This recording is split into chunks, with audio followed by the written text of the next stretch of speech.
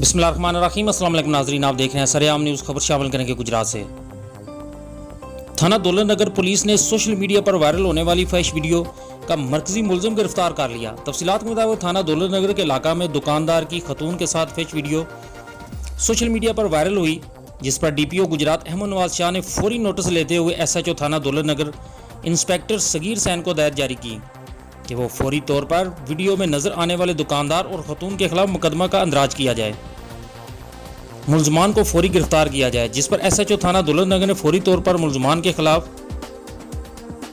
Police की मदईयत में motion pictures act के तहत मुकदमा दर्ज करके तफ्तीश का आगाज कर दिया है। पुलिस ने पेशावराना महारत और जदीद टेक्नोलॉजी का इस्तेमाल करते हुए फैश वीडियो में नजर आने वाले दुकानदार जैगम अब्बास वल्द बशीर अहमद को गिरफ्तार कर लिया।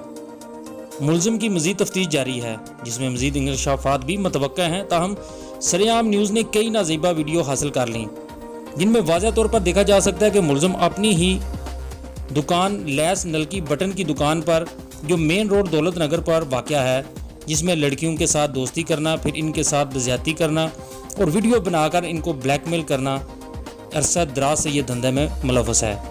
पहले भी इसकी 2 शादियाँ इन्हीं हरकतों की वजह से नाकाम हो चुकी हैं। अब ये तीसरी शादी इसने कर रखी है, जबकि ज़राए के मुताबिक मुलजिम के 3 बच्चे हैं।